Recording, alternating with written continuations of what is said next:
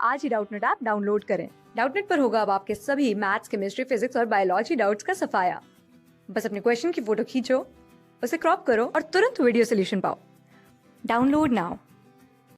In the circuit shown in figure 5.79, determine the voltage drop between A and D.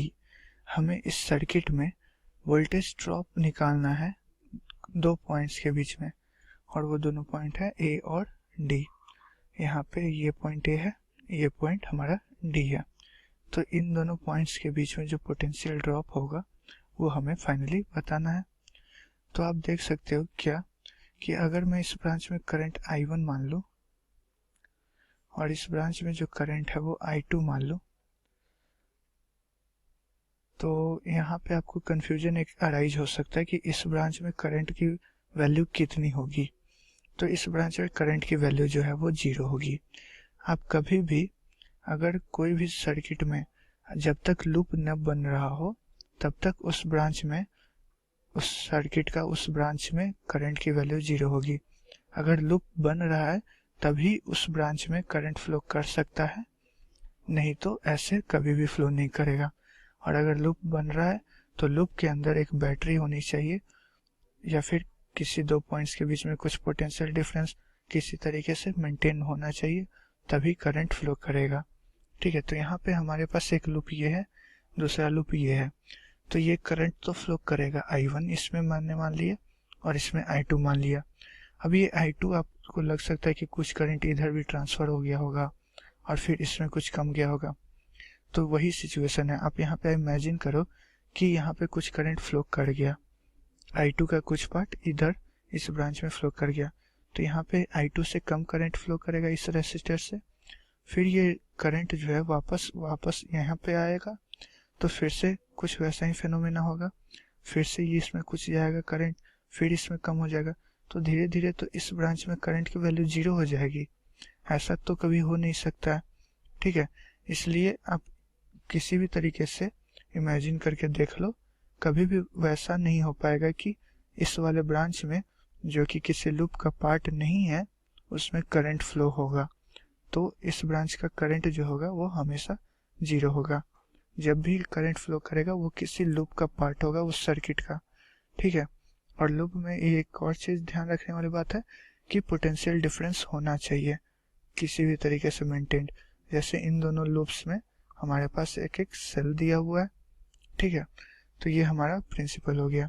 अब हम क्या करते हैं कि इस लूप को नाम दे देता हूं मैं 1 और इसको नाम दे देता हूं 2। अब मैं दोनों लूप में किरचॉफ्स लूप लॉ लगाता हूं।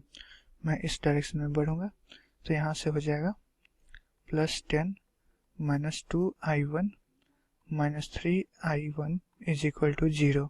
तो यहाँ से I1 की वैल्यू जो है वो आ जाएगी 2 एम्पियर।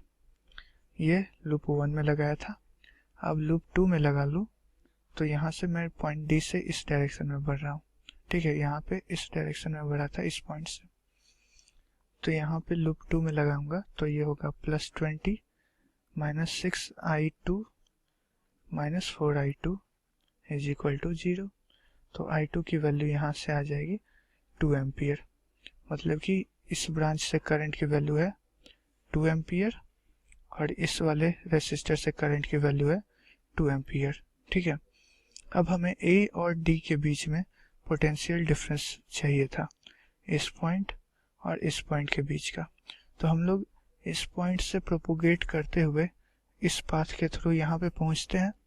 तो हम लोग क्या लिखेंगे, मैं मान रहा हूँ कि A का पोटेंशियल VA है और D का पोटेंशियल VD है। तो हम लोग VA से प्रोपोगेट करना शुरू करते हैं। तो VA माइनस यहाँ पे पोटेंशियल ड्रॉप कितना देखने को मिल रहा है, 2 × 3 6। ठीक है, फिर यहाँ पे पोटेंशियल गेन हो रहा है, पोटेंशियल ड्रॉप प्लस में आएगा, ये हो जाएगा +4। फिर इस रेसिस्टर से कोई भी ड्रॉप नहीं होगा पोटेंशियल का, क्योंकि इस रेसिस्टर के थ्रू करंट की वैल्यू 0 है। अब हम लोग पॉइंट C पे पहुंच गए। अब इस रेसिस्टर पे आते हैं, तो इस रेसिस्टर से कितना ड्रॉप हो रहा है, 4 × 2, और फिर हम लोग पहुंच गए पॉइंट D पे।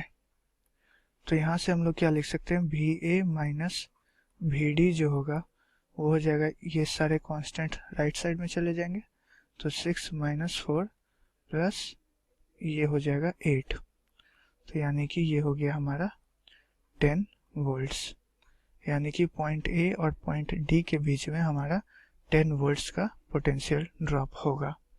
ठीक है, तो ये हमारा फाइनल आंसर हो गया।